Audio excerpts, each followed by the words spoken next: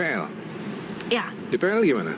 Rela nggak? Gimana nih? Kalau itu diterapin di PL, apa yang kami rasakan, kami lihat, kami raba, ada nggak gitunya di PL juga? Nah, kan esensi PL itu berbeda dengan PB.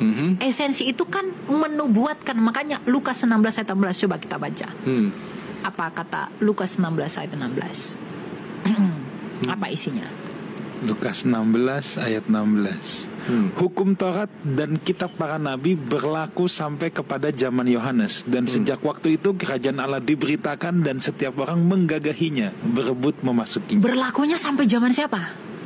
Yohanes. Ngerti. Tapi sekarang pertanyaannya gini, kan itu ditulis oleh orang-orang juga. Betul. Di PL ya.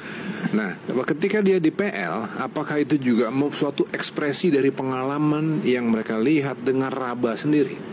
Sehingga mereka dengan kerelaan menulis sesuatu yang arahnya adalah memuliakan Tuhan. Pasti. Apakah ada begitunya juga? Pasti. Karena apa? Tadi kita buka Lukas 16 ayat 16. Itu kan dia mengatakan hukum Taurat dan nubuat para nabi. Itu sampai zaman Yohanes.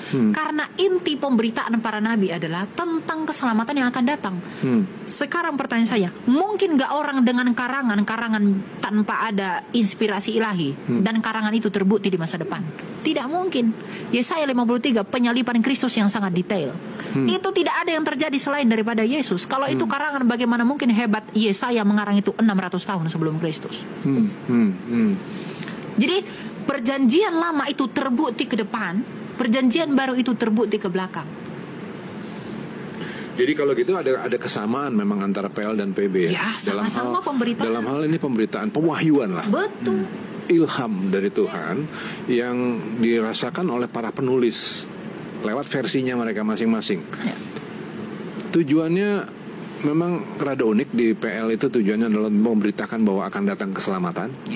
Di PB adalah keselamatan itu sudah datang. Kan begitu ya. Betul. Tapi semuanya ini adalah berdasarkan pengalaman mereka masing-masing gitu. Jadi sesuatu yang hidup dengan problematikanya masing-masing kan gitu ya. Oke. Gini Bang, kalau PL nih, aku tambahin satu ayat tuh Bang. PL tuh lebih gampang Bang. Kenapa? Yesus yang memvalidasi Bang. Betul. Maksudnya gini ya, nih. Lukas 24 ayat 44. Ia berkata kepada mereka, inilah perkataanku yang telah kukatakan kepadamu ketika aku masih bersama-sama dengan kamu, yakni bahwa harus digenapi semua yang ada tertulis tentang aku dalam kitab Taurat, kitab nabi-nabi, kitab Mazmur, Tanak. Udah. Jadi kalau gitu jadi unik juga nih, kan gini. Memang Allah nggak pernah ngirim sesuatu yang bluk gitu ya, berdebuk gitu enggak ya. Karena ketika Allah mengirim begitu kan itu bukan sesuatu yang hidup, bukan sesuatu yang dialami oleh manusia kan. Maka Allah mengizinkan orang-orang ini untuk menulis, para penulis Alkitab dengan pengalaman mereka masing-masing, dan habis itu divalidasi pula oleh Tuhan Yesus. Ketika sudah divalidasi oleh Tuhan Yesus, apalagi mau kita raguin?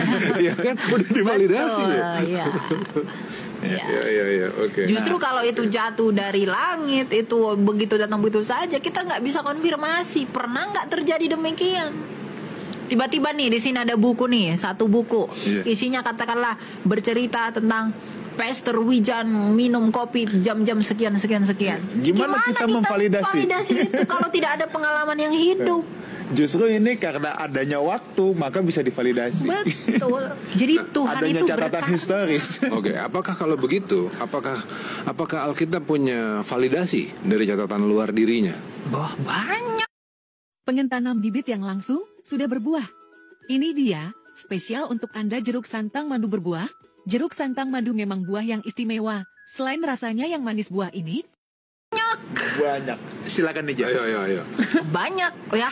Kalau kita berbicara tentang mungkin ini lebih kepada kanonisasi ya, tapi secara simpel. Bukunya dari mana ini? Kalau ngomong begini dasar ilmunya dari mana dulu? Ya, itu bisa dengan referensi yang nggak akan saya sebutkan, pasti kita bisa belajar ya.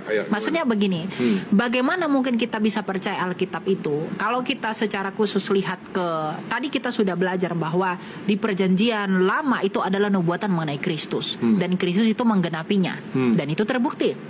Kalau kita berbicara tentang perjanjian baru, misalnya kita berbicara penyalipan, ya, penyalipan itu dongeng, tidak ada penyalipan, itu karangan saja begitu. Tapi ada nggak sih catatan di luar Alkitab ini, di luar Kristen, yang mencatat tentang penyaliban Yesus? Banyak, banyak sekali. Misalnya Josephus Flavius, Flavius Josephus, abad pertama, sejarawan Yahudi. Tacitus dari Roma, Lucian dari Samosata, Marabara Serapion, terlalu banyak. Terlalu banyak. Misalnya peristiwa Yesus itu ketika dia mati, kemudian tersalib, ada fenomena gerhana karena dia bumi itu gelap pada masa itu. Ada nggak catatan di luar bangsa Israel? Ada. Catatan dinasti Han. Ya. Iya. Catatan Tiongkok itu ada. Dinasti Han. Itu ada semua. Jadi apa? Dan untuk apa kita ragu? Untuk apa yang tertulis itu? Jadi referensi luar ada. Perjanjian lama tentang bangsa Israel. Itu tanah Israel, bangsa, kemudian Musa membawa 12 suku. Ada nggak di luar itu? Peran Sasti, Meren Petah. Wah, lengkap semua. Bukan dongeng. Kamu baca di mana? Semua ilmu yang kamu dapat. Kita baca, belajar. Teman-teman boleh cek apa yang saya sebutkan, bahwa ini berotoritas, bertanggung jawab. Mengenai Trinitas misalnya, Trinitas itu buatan orang Kristen. Itu enggak betul. Itu buatan orang Kristen aja, mencocok-cocokkan saja. Sebelum Alkitab kita dikanonkan, sebelum Alkitab menjadi buku, Bapak Gereja, Apostolic Fathers sudah ada. Theophilus dari Antioquia, itu sudah mengatakan apa? Triados. Ya, itu sudah memperkenalkan. Agustinus dari Hippo mengatakan bahwa Bapak Gereja, Trinitas itu sudah ada di Kejadian 1 ayat 1 sampai 3. Jadi artinya apa, teman-teman? Alkitab ini adalah tulisan-tulisan yang dimuat untuk membuktikan peristiwa yang dirasakan 1 Yohanes 1 ayat 1 tadi. Jadi bukan karangan-karangan orang, tapi dia sudah dirasakan, diraba, dilihat, kemudian dipelajari dengan sadar, kemudian dituliskan. Makanya bertemu mereka, semuanya bertemu. Coba kalau kita gabung dari perjanjian lama sampai perjanjian baru, semua itu kurang lebih 3.000 tahun. Tapi bisa sejajar nggak pesannya itu? Dari mulai perjanjian lama, dari Kejadian sampai Wahyu, poinnya itu hanya satu: keselamatan dari Mesias. Ketika manusia jatuh ke dalam dosa, dalam Tauratnya Musa, perempuan ini akan meremukkan kepalamu. Itu nggak yang dijanjikan oleh Yesaya. Itu nggak yang dijanjikan oleh Mika. Itu hamba Tuhan yang menderita oleh Yesaya. Itu nggak yang dijanjikan oleh Daud, yang berkata engkau imam dari jalur Melkisedek. Itu nggak yang dijanjikan. Digenapi nggak dalam Kristus? Dikutip nggak di perjanjian baru? Dikutip. Jadi ada dasar. Kalau itu dongeng nggak mungkin begitu. Sehebat apa orang selama 3.000 tahun bisa mengarang dengan persepsi yang sama?